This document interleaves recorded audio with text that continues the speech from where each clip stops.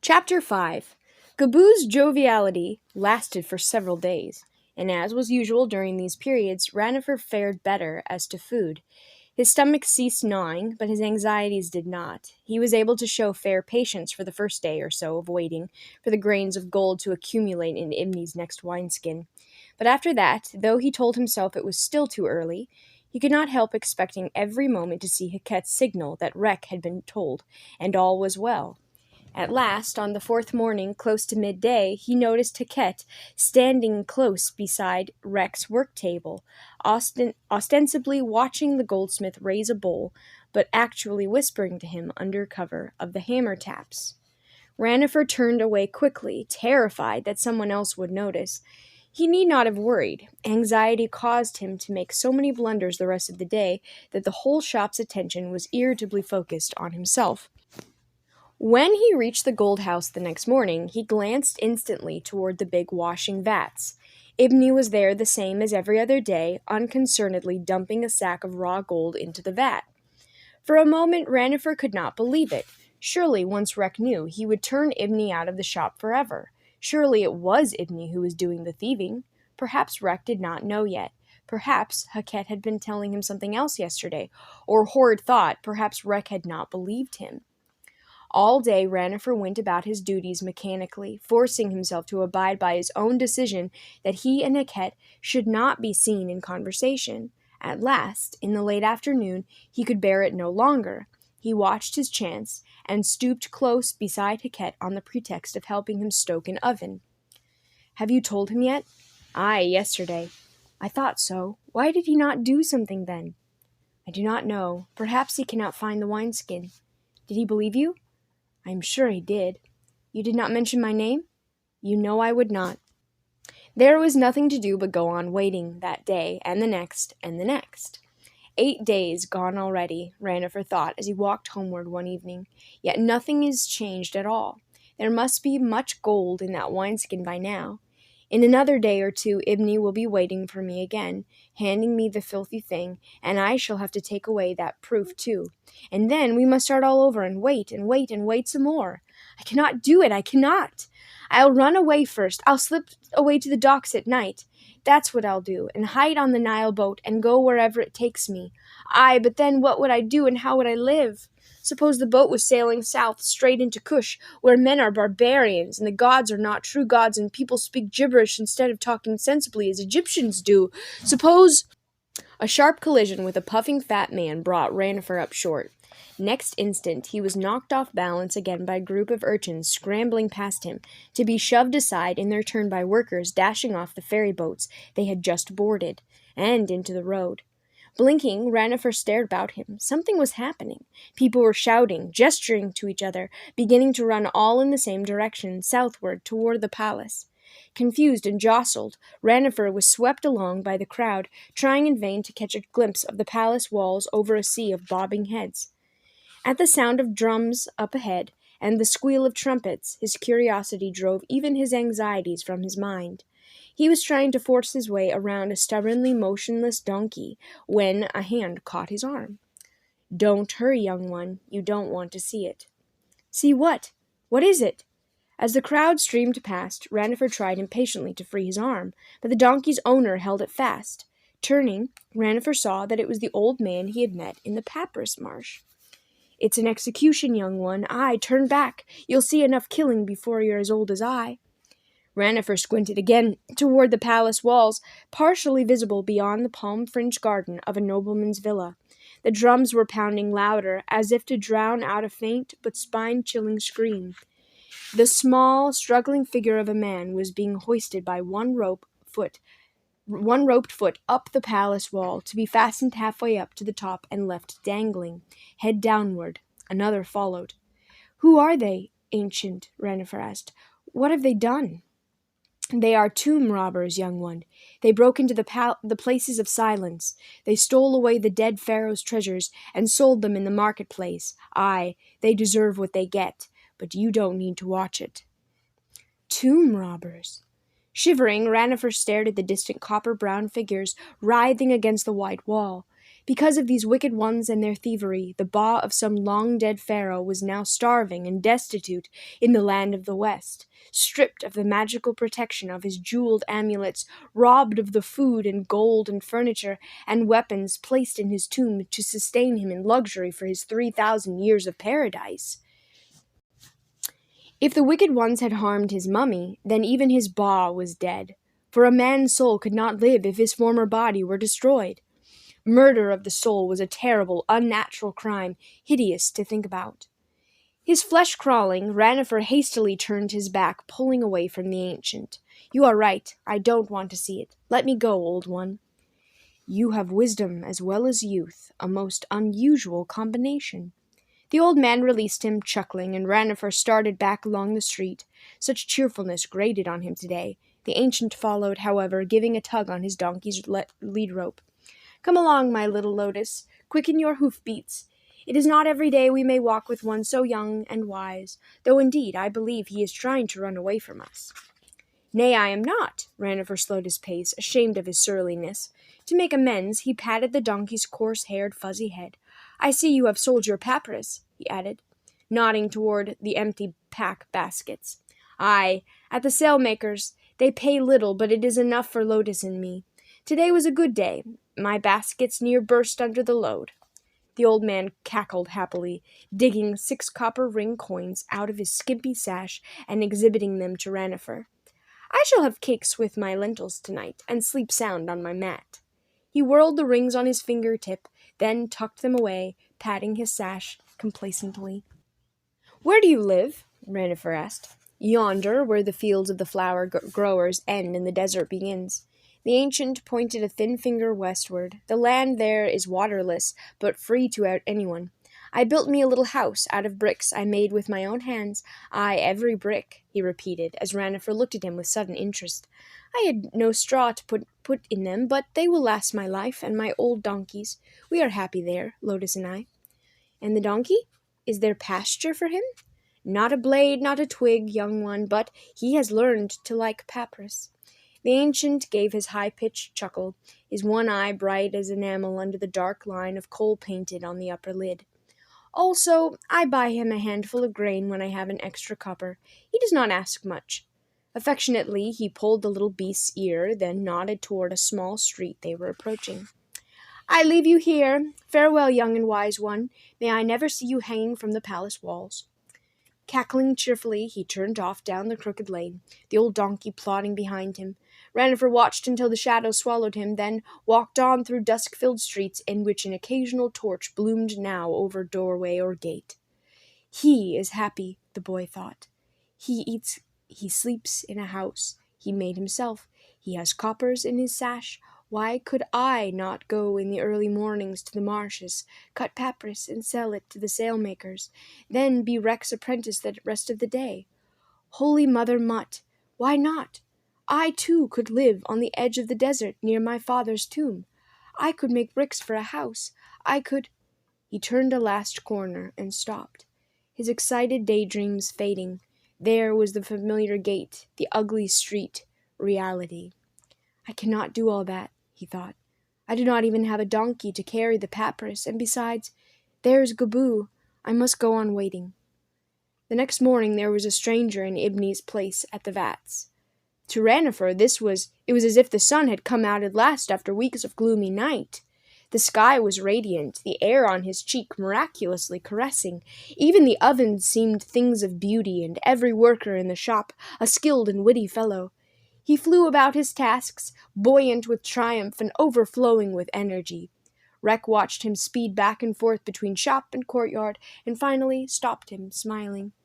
"You'll not last the day if you keep up this pace. What has got into you? Did you swallow a hive of bees?" "Nay, master, it is nothing." Ranofer did not know what to say. "It is something, but I did not mean to pry.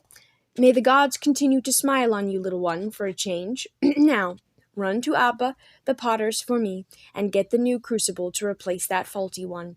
Also, buy 5 measures of natron on your way back. Tomorrow, perhaps, you may make a few gold leaves for Lady Hatasu's bracelet." Scarcely touching the ground in his rapture, Ranofer sped through the city of the dead to Abba's shop, and from there to the long, low shed in the marketplace where the dealers in natron and spices and incense sold their wares. He was leaving the marketplace with his nostrils still full of rich fragrances when he saw Ibni the Babylonian emerging from a wine shop just ahead of him. In a panic as sudden as it was unreasoned, Ranofer wheeled into an alley and crouched there trembling until the Babylonian was certain to be gone. Even then he dared not venture onto the big streets, but found his way back to the gold house furtively through the alleys like one hiding from pursuers. Why? Why? He kept asking himself angrily. I have nothing to fear from him. He cannot possibly know it was I who told Rek. Indeed, it was not I who told Rek. For all Ibni knows, no one told Rek at all. He merely discovered it. The rapture was gone from the day, nevertheless. Ibni was here and alive in the city of the dead, whereas Ranofer had somehow been thinking of him as simply gone, like a puff of smoke. Gaboo was still here and alive, too, very much so, and the aftermath of Ibni's dismissal was still to come. Ibni would certainly report to Gaboo if he had not already done so, and would Gaboo ever believe Ranofer had nothing to do with it? He dawdled on the way home, fighting off wave after wave of dread. When he reached the street of the Crooked Dog, he found the gate of Gaboo's house open. Torchlight flickered from within the courtyard, and there was a mumble of voices. Slowly, on feet that wanted badly to run the other way, Ranofer walked into the courtyard. The voices belonged to Ibni and Gaboo. They stood together in the middle of the paved space, and Gaboo held a torch. He extended it and squinted through its light at Ranofer, but merely grunted without interest when he saw who it was, and turned back to Ibni. Nay, nay, you have served me well enough, but you're no use to me now. Can you not see that? You must find some other master. Some other? But how will I live? You promised me. I promised you nothing. Come now, be off with you. Gaboo started toward the gate, but Ibni clung to his arm and continued his panic-stricken whine. You did indeed, at the wine shop, that night when we struck our bargain. You said— I said nothing, I remember. Be off. Gaboo brushed him away with a careless gesture that nevertheless sent him sprawling, and strode on past Ranofer to the gate, where he looked this way and that along the street, holding his torch high. Ask the boy, Ibni cried, apparently catching sight of Ranofer for the first time. Here's the young one, ask him. He scrambled to his feet and darted over to Ranofer, who was most obsequious smile and the hateful hand rubbing. You'll help old Ibni, won't you? I'll wager you missed me today and wondered where I was. Well, I've been turned off. I've been accused unfairly of someone else's evil doing. Can I help that? I'm the soul of honor, always have been. I trust people's promises. Tell your honor brother how he promised me a copper a day for life if I would serve him at the gold shop. I know nothing about it, Ranofer muttered, brushing past the Babylonian in his turn. He walked quickly to the storeroom and went inside. There he stood in the darkness, clinging to the gritty edge of a shelf and breathing fast with joy. He could scarcely believe his luck. Obviously, all was well at last. All was better than he had dared to hope. Neither Ibni nor Gaboo suspected him of any connection with the affair. Gaboo was not in a rage. Incredibly, he did not even seem much interested. How could that be? After all the rages and beatings concerning those cursed wineskins. Still, thought Ranofer, the last time I brought the wineskin, he did not seem much interested either. He said to Wenamon, It is of small importance now. Why just then? Nothing had changed that day that Ranofer could remember, except that Gaboo's mood had suddenly altered, as it often did, and food had been more plentiful since. He gave up. What mattered was that Gaboo was not interested. He was waiting for someone, no doubt Wenamon or that Nile boat captain, and his mind was on something else. Ranofer prayed to Amon that it might stay there. Groping along the shelf, he found half a bread loaf and several onions. He ate them quickly while the voices went on outside, then dipped a mug of water and drank deep. A sudden roar of anger brought him to the doorway. Gaboo had come to the end of his patience with Ibni's whining. Tie that tongue of yours in a basket and throw it in the Nile, he bellowed. You'll get nothing more from me. Get out and don't come back.